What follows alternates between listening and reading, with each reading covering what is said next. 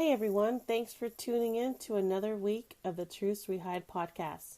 Today's guest is Jillian Swanson Ganci. She is an artist, wife, and mother of three. Having been a military spouse for 13 years, she has had to adjust her own career path many times. Like many military spouses, cultivating new skills and adapting to a new job or career is par for the course. Jillian has been a producer, actor, hairdresser, makeup artist, student, fitness instructor, and baker. Since moving to the DC metro area, Jillian has returned to her entertainment roots and has jumped into a new documentary project focused on living with PTSD. I hope you enjoy this podcast. Thank you for listening to the Truths We Hide podcast, created by A Wild Ride Called Life. To find out more about our mission, visit www.awildridecalledlife.com. Good afternoon, Jillian. How are you doing today? I'm great, Annette. How are you? I'm good. Thank you so much for being on here. Of course.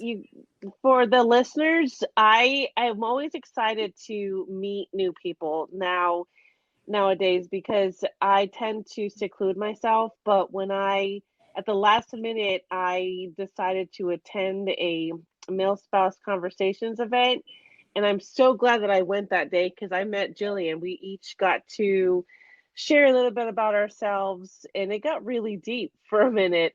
And I don't know, afterwards, Jillian's like, we need to talk. And I was like, okay, great, let's do this. And after that, a friendship formed. So, Jillian, tell us a little bit about yourself and what you do and all the things.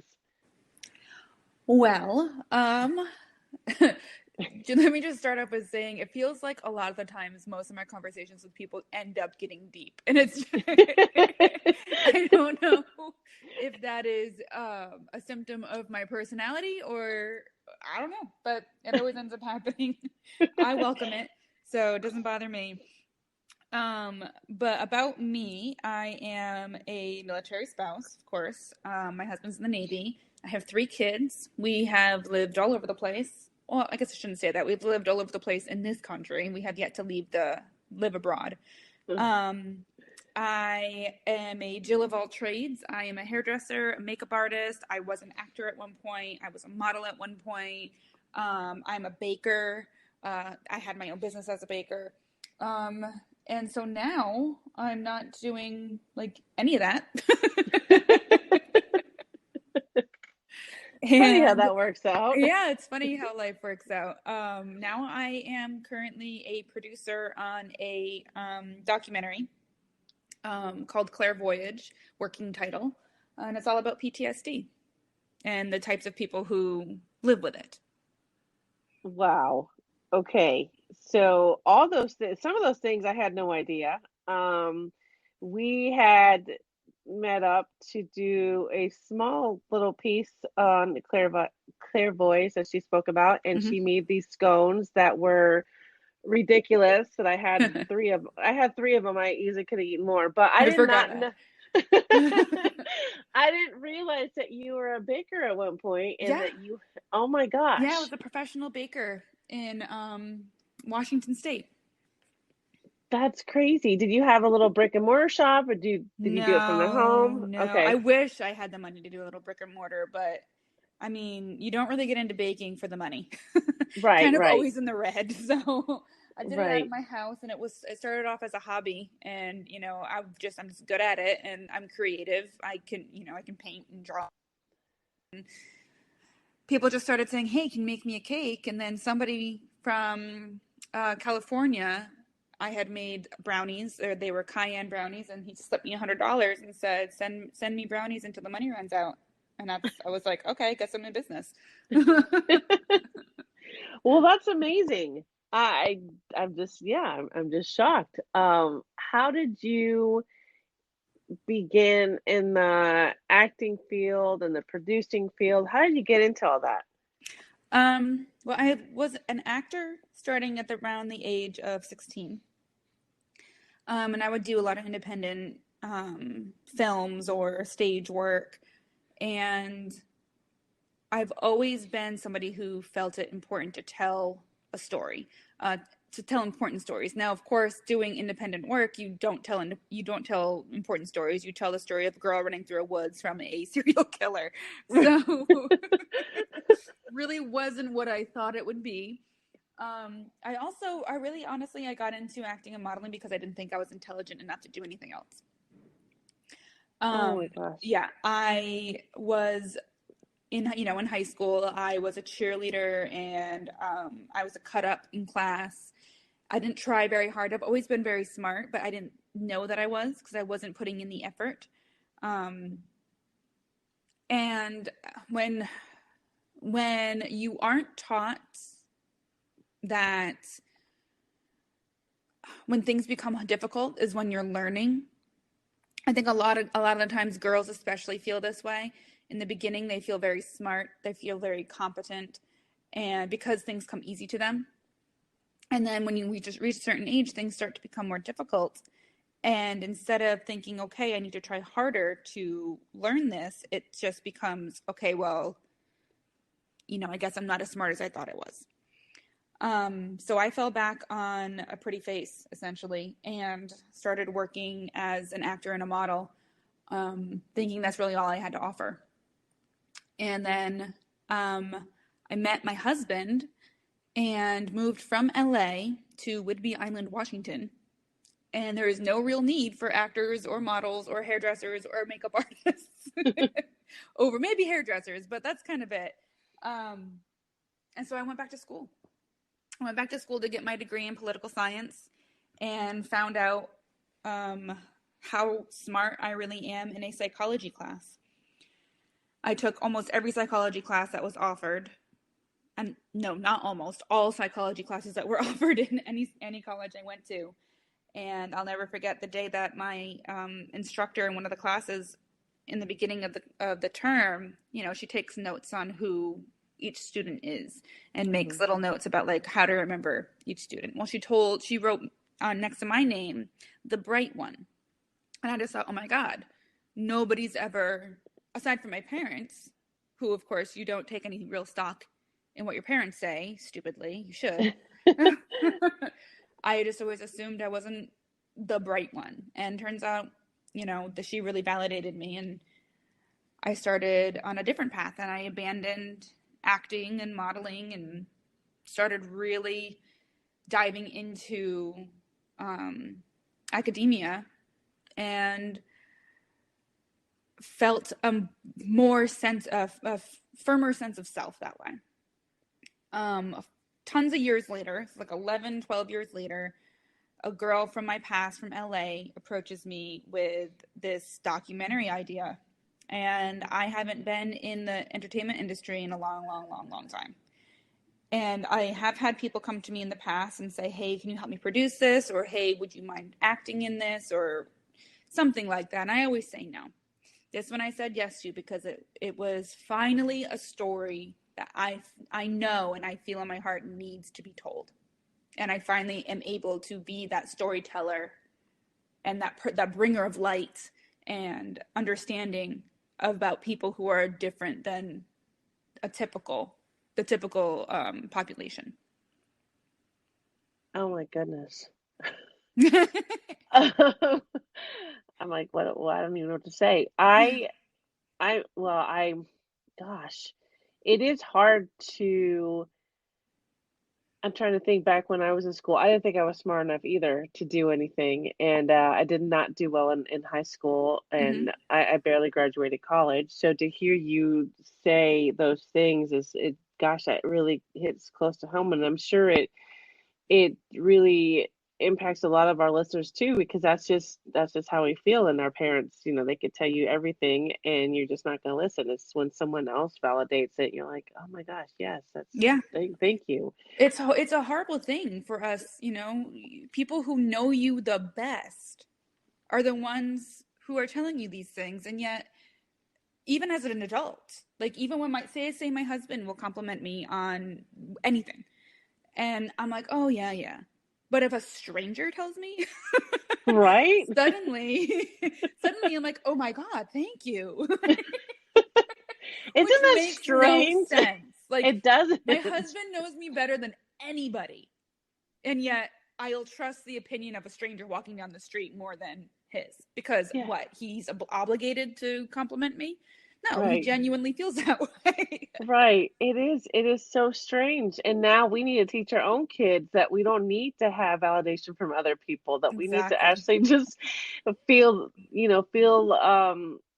good about ourselves. And yeah, By ourselves, exactly. Otherwise, you're it's constantly searching for that validation. And yes. that's where I was constantly searching for validation from strangers. That's why I became a model. That's why I became an actor, a hairdresser, and a makeup artist, because I needed validation. It was a very vain and insecure uh, journey, I guess, for me. And it took a long time to finally be able to say, be confident and not so insecure, and say, you know what, I am smart. And yeah, so, I didn't end up finishing my degree. I have 3 children. Kind of got in the way. But, Right. I, until you can tell yourself that you're beautiful, and or that you're intelligent, or that you're strong, or that you're brave, you're never going to be any of those things if somebody other than yourself and other than the people in your immediate circle have to tell you those things, because then it's just superficial. It's just a title. You don't own it. It's just something that you put on for a second as you get the compliment, and it's gone by the time you walk by. You are so right. I found something. I love when I scroll through any social media and I find something, a saying that speaks to me, I immediately screenshot it and I save it, Yeah. because it's like, oh my gosh, I needed to hear that today. And it brings me back to this one. Confidence is the ability to feel beautiful without needing someone to tell you. Yeah. And so I was like, wow, you're so right, because even as adults, we have that problem sometimes. Oh, We just, absolutely. and I it mean, sucks. being mean to yourself is the easiest thing to do. It's Right. so easy. It's your fallback. It's like, oh well, I'm not good enough. Oh well, I'm not pretty enough. Oh well, I'm not smart enough. And it's so easy to do, which means it is a habit. It becomes a habit, and then you start to believe it. Right. And so I'm actually dealing with this right now with my oldest son. He has horrible negative self-talk, and it breaks my heart.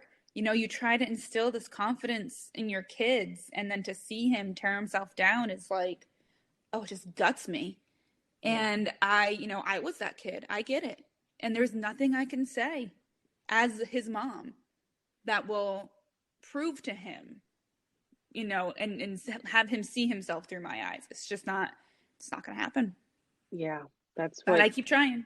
and that's all we can do. And it's so hard, because my 17-year-old son is the same way. That negative talk just it paralyzes him. And Mm-hmm. his dad keeps telling him, look, the reason why I'm so upset about this grade is because I know you're so much smarter than that. Yeah. You did it. You brought all A's and B's last semester. And for you to get a D is like, there's no way. Like, you know what you did wrong. And he admitted it. He's like, I guess I just slacked. I just, it gets hard, and he doesn't do it because he thinks he can't do it. Right. Like, Well, but you once things get difficult, it's like, I don't know, because my oldest son is the same exact way. He's totally fine if he understands it. So like he understands that. So my son's only 10, yours is 17. So like the difference is huge in just 7 years. But so he's doing fractions, and he gets fractions. Then he moves on to decimals, which are essentially fractions. But it's just a little bit different that he breaks down and he thinks he just flat out cannot do it. Yeah. And so he stops. Yeah. And, it takes a lot of coaxing, and sometimes it takes tears, and he gets so angry. And like, I never want to force him into hating school or hating homework by like drilling things into him. Right. But, just because it's hard doesn't mean you can't do it. It Right. just means you're learning, say you understood fractions. I don't personally understand fractions. I just, I'm like, hey, you're already smarter than me, kid. don't ask me for help. Don't ask me. I'm like, I can bake, but I still use my fingers for all my fractions. I totally still use my fingers. I don't care. Oh my God. I'm like, use your fingers. I mean, like, it makes sense to me. I'm a visual learner. He's not. So it's difficult for us to work together sometimes. But, I tell him all the time, it has to be hard or you don't learn anything. If it's easy, there's no point. I mean, you already Right. know it then. Right.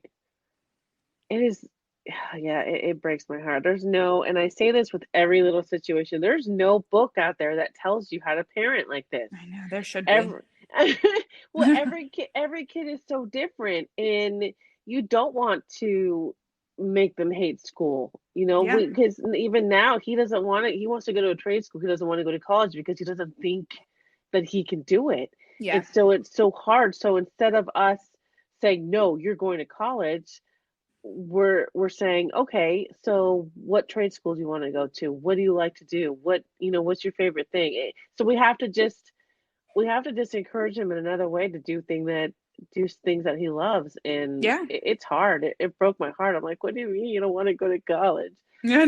But trade schools are great. I mean, exactly, they're great. He can have an amazing life, make good money, feel, successful and accomplished in whatever it is he chooses to do. And you're so right. I had to be taught that. I never thought it was a bad thing. Trade school was a bad thing. I just had these expectations for my kids, whatever. That's what we do. But I had to reel it back in and say, you know what? This isn't about me. This is about him. Yeah. And well, so, and we're taught that, college is just what you do. Right. And a trade school is what you do when you can't get into college. But right. That's not necessarily true. It's not. It's absolutely not, because those are the jobs that not a lot of people want to do, but we need it. Yeah. Hey, let me tell you, every time I have, I don't know if this is going to sound good or not, but every time I have a plumber or an electrician come into my house, I'm like, you're a saint. You're an absolute saint. I could not do what you do. You're amazing, and I'm in awe. And that's amazing. That's actually a really nice thing to say to them, because we do need them. Seriously. Yeah. And so I can't do what they do. There's no way. No. And that's the thing. It's like, so yes, trade school is not bad. It's actually great. And there's so many people out there that should look at that option. But enough about school. About school. We're like pro trade school right now. I know, right? College is great too. It's all an option. Take it. It is. It's just really, I think nowadays, because I don't use I don't use my master's at all. Maybe some of my bachelor's, but nowadays, as I'm going through these self-healing journey of my life, I'm starting to see, and I try to tell people, do what sets your heart on fire. Yeah. Do what you are passionate about, because if you just go day to day and do the same thing that you dread, then what are you doing? Yeah. You know what I mean? And that is why I jumped on this project. It's because this is what I feel like I've always been meant to do, is to tell people's stories, to enlighten the world to the struggles of other people. And I thought that when I was younger, I thought that it was my job to be those people, to act out those stories. But now that I'm in this role as a producer, it feels like such a better fit. Like, oh wow, does it feel like such a better fit? When I was in school, so I actually, I don't know if this is like a feather in my cap or if it's if I should be shaking my head at myself. Probably both. But when this project was presented to me, it was all very serendipitous. And she came to me, and I had gone back to school. I swear to God, I should have like a couple of doctorates by now. I've been on and off back in school constantly. And I was in another online college, and I just wasn't getting anything out of it. Like, I know politics, I know government, I know psychology, I know all these things, but excuse me. But I didn't feel like I was learning anything. Everything was too simple. Not that it was easy, but it was just too, it didn't feel like I was getting ready to prepare myself for a career in politics. It just felt like I had to take these bogus classes that, won't help me in the long run. And so when she came to me with this project, I was like already like, oh my God, I'm done with school. I cannot do this any longer. My kids need me. I'm 35. I can't just be like, one class at a time, trucking away at this stupid degree. And she came to me with this, and I thought, yep, this is what I'm going to do. And I dropped out. I withdrew from school, and I threw myself into this project. And I don't think I would have done that. Oh my goodness, excuse me. If everything didn't just fall into place so perfectly like the way it did. It was an amazing turn of events from when we lived in Washington to now. And it's like I met all of these important people, you, Annette, included. And it just like, and I met them all at the exact right time. Like it was like the universe had laid out these steps, and I just kept walking them and going, oh my God, this is all making sense. Oh my God, all of this is connected. How is this possible that I'm meeting all these people who have the exact same experience and expertise that I'm looking for this particular project? And so I just said, all right, universe, I will listen, and this is what I'll do. So yeah, here we are.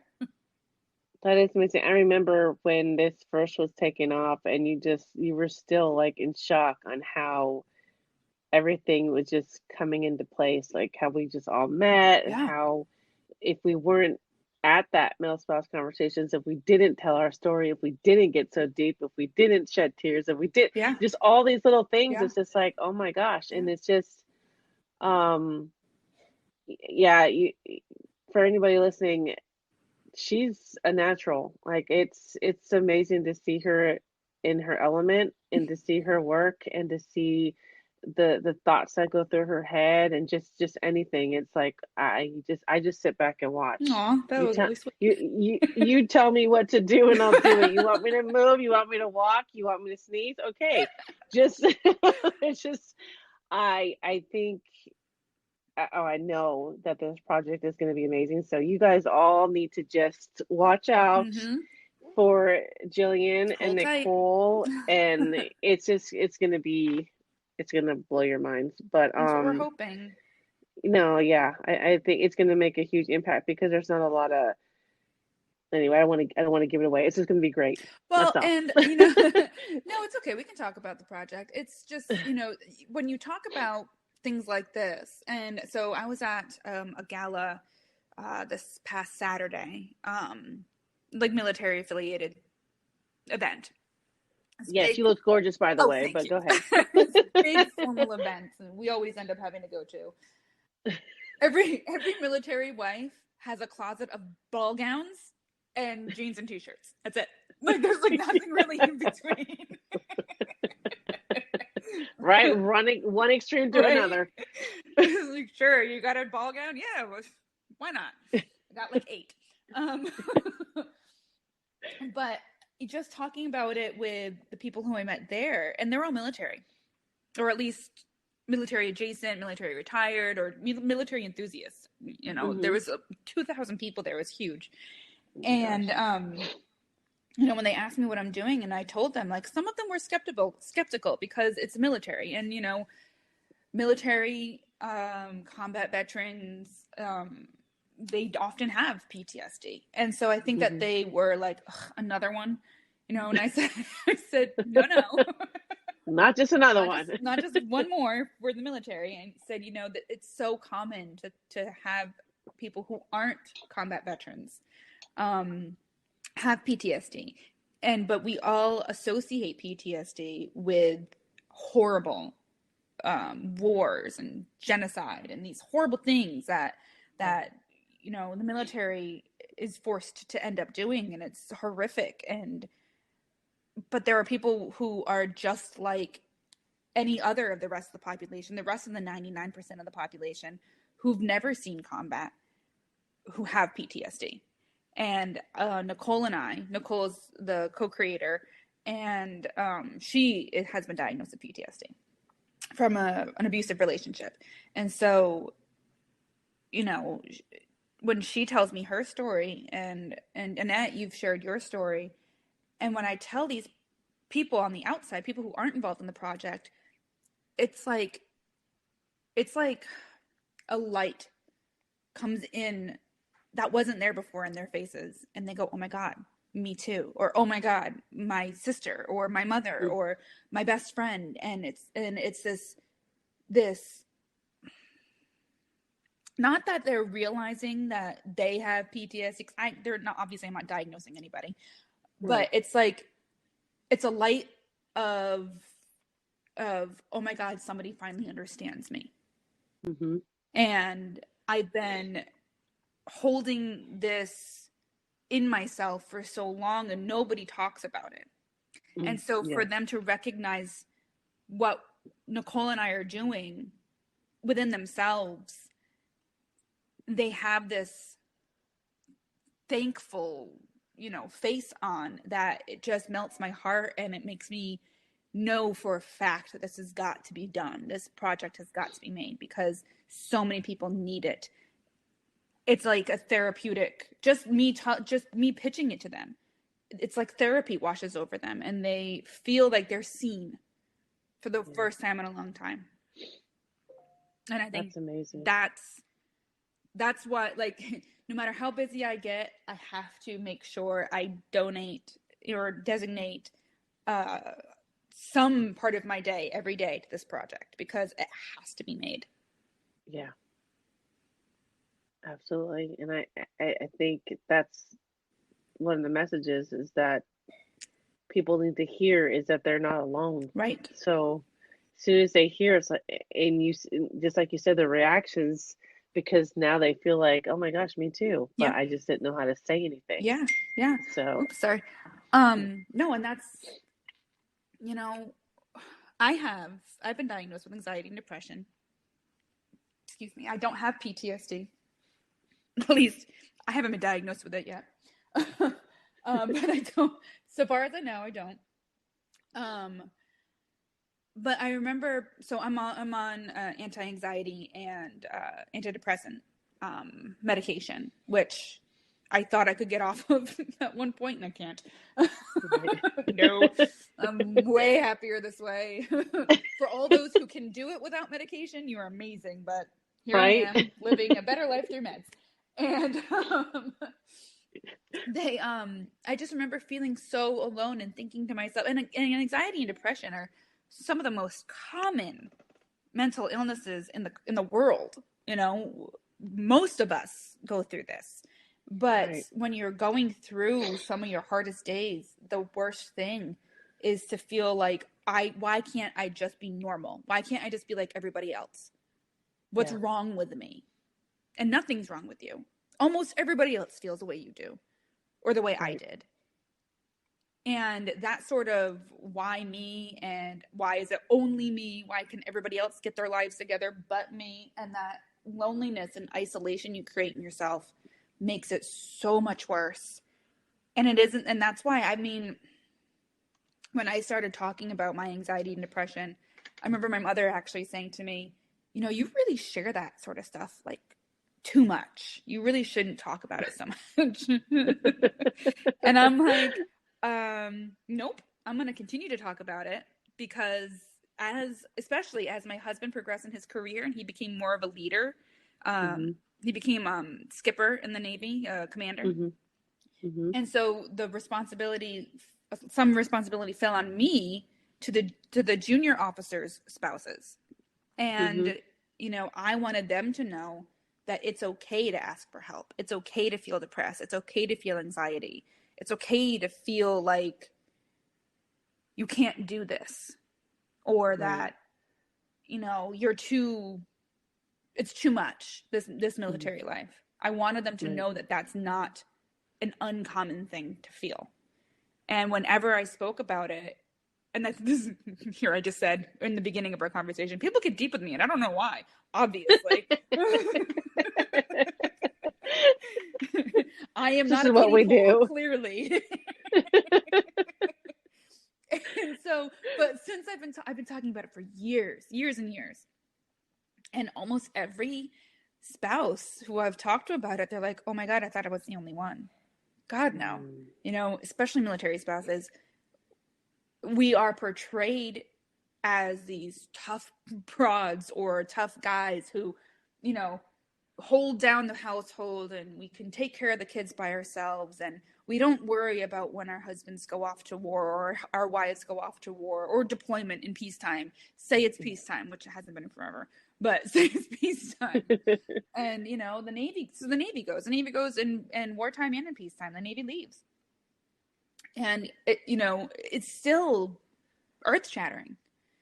And you know, you think you're supposed to be the strong, competent person, and we are, but that doesn't mean it's difficult. I mean, it doesn't mean it's not difficult. It doesn't mean that it doesn't still hurt, and that we're still lonely and lost, and those feelings can start to come back. So yeah, I mean, I guess this project has been exactly what I've needed to do. It couldn't be a better fit. I think I commend you, and I think it's amazing for telling the junior spouses about this, because it, just like you said, it is so hard to be a senior spouse and be portrayed as having to be perfect, and she's got it all together, and you know, just all that. So for you to be able to reach out and tell them, that's a hard thing to do, and that takes a lot of courage, but it's needed. It is so needed. And I think even now, you know, I don't really talk about my husband's rank. I just say where he works, but we don't really talk about his rank or what he does, because you know, I tried to save him, but I'm not afraid anymore to say anything. So if they ever find out, oh, or that's your husband, yep, it is, and I'm just doing what I love, and this is me, and it's important to send this message. It is. And so that it is hard. So when he gets in another leadership position, and I'm gonna be that senior spouse, I'm gonna do the same thing, because I think it is very important, because I am gonna fail. I'm gonna fall. I'm not going to be perfect. My house is not going to be clean. Exactly. And they're going to have to just deal with it. Deal with it. I mean, it's life. It is life. know? When my husband was commanding his squadron, you know, when the guys would go, or even if they were still here, you know, in the States, I'd say, you know, anybody who needs it, doesn't matter, you know, like just come to my house on Saturday afternoon. Or come to my house on Sunday afternoon. Like, yeah, my kids might still be in their pajamas with their teeth unbrushed. But it is what it is. And if you need to talk, I'll have coffee and or wine or champagne or whatever it is that you want. And of course, I'm a baker, so I always make everybody nice and fat. Why can't you live next door? You don't want that. And yeah, I just, you know, keep my door open. And, you know, there's a chance that my husband will screen for Major Command here coming up pretty soon. And if that happens, I will continue doing that. And once a month, I'll get everybody together if I can. And, you know, have it be an open conversation. This life is hard. This life, even without being a military member or a military spouse, is hard. It's hard. It sucks, you know, and things don't turn out the way you thought they would. And it's a lot harder than you expected. And you have to have somebody that you can go to and just talk things through with, whether that's a therapist or a friend or a senior spouse or whatever. That sounded weird to say, senior spouse. What do you call somebody in our position? Just military spouse, I guess. I don't know. Yeah. Like, my husband's accomplishments are not my own, but but yeah, I just think it's so important. And especially because, like, so when my husband was a junior officer, we call them cows in the Navy, the commanding officer wives, the cows that we had, or that I came up in the Navy with, grew up with, basically, They did seem perfect. They did seem like they had their life together. And, Mm, you know, I strived for that perfection when I was yeah. younger. And I tried to put on the persona of a well put together, you know, I don't even know, the stereotypical military spouse. I tried to put that Right. role on, and ugh, I could not do it. It was horrible. I was like, I can't be anything but exactly what I am. Loud, um, too personal, and, Yep. and extrovert. The squadron we were in was full of introverts, and I actually remember saying to them, I was like, okay, you guys, you might hate me. I'm gonna make you uncomfortable. I'm sorry, I just don't know how else to be. Take me as I am. No, and it is important because there's just too much stress. There was times where I'm just like, you know what, I can't. Yeah. I can't. You need to find out who else can do it, Mm-hmm. or we stress about the house not always being clean. Then nope, I'm done. Yeah. I'm done doing that. But it's important to be real, no matter what capacity you're in. It's just you just can't. We're not. Well, it's exhausting to be anything other than what you are. And Yeah, eventually you're yeah, going to fizzle out, and you're yeah. gonna fall back into a hole of depression or of bad habits that you once had. Nothing like that lasts forever if it's not who you actually are. Right. You're right. And especially with the stigma out there with the whole with mental health and all that, it is important to just tell people that it's okay. You don't have to be perfect. Mm-hmm. Just be you. And if you need someone to talk to you, reach out. Yeah. And so I'm so glad that you're one of those people. Oh, thanks. They need people like you, and no matter what branch of service or anything, I think they definitely need people like you to just be real, be loud, laugh, Yeah. do whatever, do whatever. My daughter used to always tell me, because my mom's a loud laugher, and I got that too. So my daughter used to be like, "Mom, you laugh so loud." Same. I I don't will, care. if you are out to lunch or coffee or breakfast or dinner or whatever with me, it's gonna be guaranteed you're gonna get stares at our table, because I'm so jovial, and like if I think it's funny, it's like rip roaring funny. I am always the table that's being stared at, and you know what? I'm okay with that. That's okay. They wish they were It at could my be table. right. There could be worse things. Yeah, So exactly. you're just trying to enjoy life, and I think that's what's important. I know in one event I went to a couple weeks ago, and there was a question that was asked, was what is one thing that you're most proud of, or one of your biggest accomplishments? And I said laughing, because Mm-hmm. I have spent too many years being too serious. Oh yeah. Always have to be serious, always have to be strong. I just want to laugh now. Yeah. That's it. Just laugh. I gotta laugh at myself. I laugh through tears. I If you just can't laugh. laugh at yourself, man, life is gonna kick your ass. Like That we are is so all true. just trying to figure this out, and we're making mistakes, and we're fumbling and falling, and you gotta laugh at yourself. I mean, I think I'm You- hilarious in my in my excellent comedic timing, and in the fact that I will just run into doors because I don't pay attention, and I don't have spatial awareness. Yep. And it's okay. We still love Yeah, you. I mean, it's endearing, I guess. It's pretty bruises. That's your battle scars. Yeah. It's okay. It's just okay.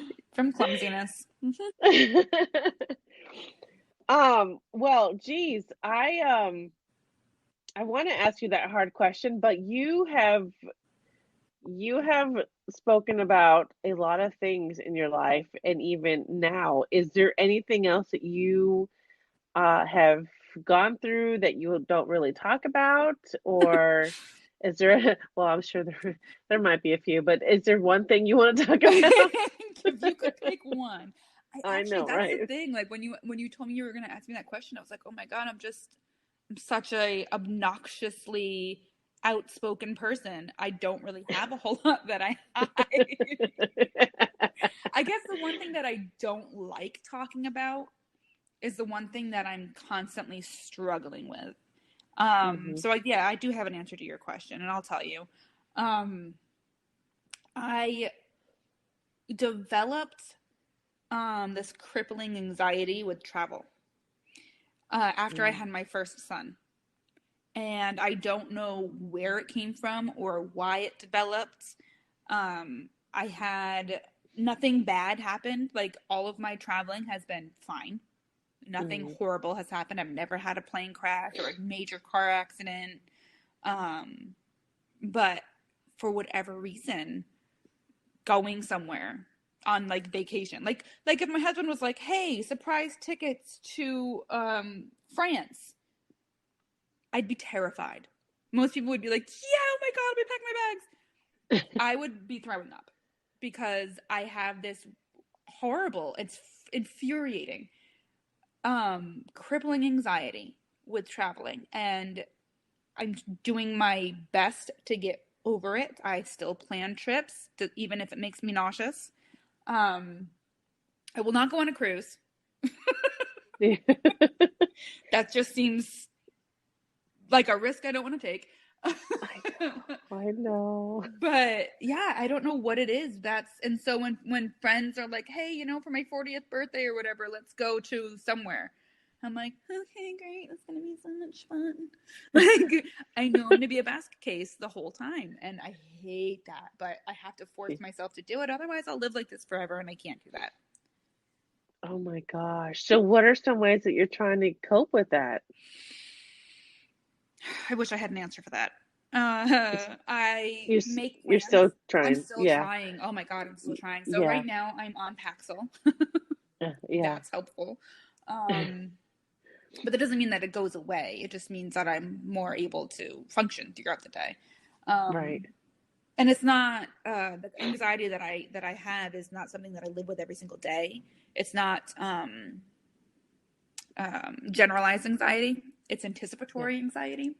So it isn't until I have something that other people would normally look forward to that makes me crazy anxious. A trip, for instance. But I still, I don't want my children and my husband to miss out on living life the way they should be living it.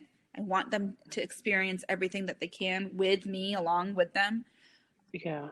So I try to force myself to do it. And if I need it, I will take prescription medications for, panic attacks because I'll need it.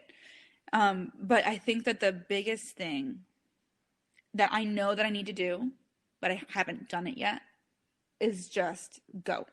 And a lot. So I need to just get on a plane and go. And honestly, I'm not afraid of flying. It's the weirdest thing. Once I'm in the plane, I'm totally fine. It's very strange. Very, therapists have been like, "I do not know how to figure you out." Like, great. I'm glad I'm here. Yeah, thanks. But I know, and I used to travel constantly. I mean, I used to live in LA, and I used to go from LA to Boston and to Seattle, like every, maybe 3 times a month, all the time, traveling everywhere. Wow. And then I had my first kid, and it was like, it was like I turned into this shut in. I couldn't go anywhere. And so I've been working with that for 11 years now. Wow.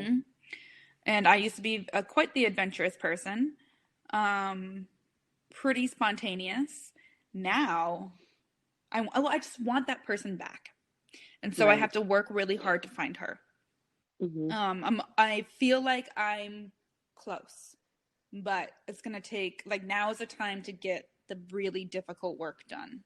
Just book a trip and go to the airport and go put me on the first flight to wherever. That's what I need to do.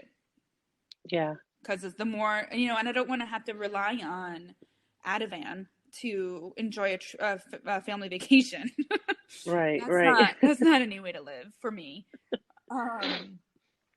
So I just have to go on as many trips as I can in order to retrain my brain. You know, it won't work with one trip a year. I have to really start being more bold and diving into that fear instead of trying to avoid it. Avoiding fear just makes the monster grow bigger. Yeah. God, I am so glad that you are at least addressing it, because some people they probably can't get past it, and they just want to say, I'm done, I can't do it. But you're trying to take the steps to get over that. Yeah. So Well, I would hate to get to the end of my life and go, I never went to Paris. I never went right. to, you know, wherever, Italy, Germany, Japan, let's say. Like I've never done any of it. Yeah. Yeah. I would hate to get there at the end of my life and go, well, I played it safe. Right. At least I didn't have anxiety because I stayed home. Yeah. Yeah. And it might be a fine life for other people. And the idea of getting over it makes me nervous. You know, the idea of getting on a plane and going to Europe makes me nervous. Getting on a plane and going to freaking Boston right now makes me nervous. And I live in DC. It's an hour flight. Like, just get over it. And I get angry with myself for it. Like, really pissed off with myself for it. Because I don't recognize this person. This wasn't me forever, you know? I mean, I've always had anxiety. I've always been a kid, as a child I had anxiety, but I still did it. You know, I did things with fear, and now I don't. And I had to stop doing that. You can't be brave without fear. That's true. That's true. You're almost there. Almost. It's gonna happen. Get there eventually. You will. Oh gosh. Well, Jillian, gosh, I know we could talk for like hours. Probably. But I really do appreciate you being on the podcast. I really do. I am just so grateful for the people that have been put into my life. It just happens when you least expect it, and I really do appreciate it every time I meet someone new that just makes such a huge impact, that when we're even like-hearted and like-minded people, and that to me that's a huge thing, especially when we all kind of suffer with different things. So I appreciate the person that you are and what you are doing, and just for being you. So I really do. I thank you very much. Well, thank you, Annette. Right back at you. Thanks. Gotta pay attention to the universe, and that's what I'm trying to do. We really do. We spend so much time trying to fight it because we want things to be the way we want them, but sometimes, we're being called in a different direction. We need to kind of follow that. Exactly. So, but tell the listeners where we can find out about the project. So Clairvoyage has a Facebook page. It's CLAIRVOYAGE. It's a play on the word clairvoyance. So we have a Clairvoyage Facebook page. It's also linked to other social networks like Instagram and Twitter. So you can message me and Nicole on Clairvoyage page on Facebook, and we can talk to you through the messenger. Also, we are looking for anybody who's interested in telling their own story and with their life through PTSD. If anybody in the DC area would want to be interviewed by Nicole and I, either anonymously or not, that's up to you. But we're constantly looking for more stories so that we can really shed light on how broad this diagnosis is. And we're currently trying to talk to and find a psychologist and a psychiatrist or a neurologist that can help us understand the brain mapping and the therapy associated with PTSD. So that's my little casting call right there. No, it's great. And that is a good thing to put out, because we do, you do want different stories, different backgrounds to really, state that it's not just veterans, it's all people. Everyone deals with a certain trauma. And or that's not to say that PTSD. that's not to say that we aren't interested in interviewing veterans. I absolutely am. It would be silly not to. So I'm putting that out there everybody. too. Don't think that just because, you know, the veteran angle has been done, it's still so important. It is. We all have different stories, Mm-hmm. different experiences. So, but thank you very much. Go to Claire Voyage on Facebook and get in contact with Jillian or Nicole. Thank Thank you so much. Thank Thank you. you, I'll talk Annette. to you soon. Okay. All right. Bye. Bye.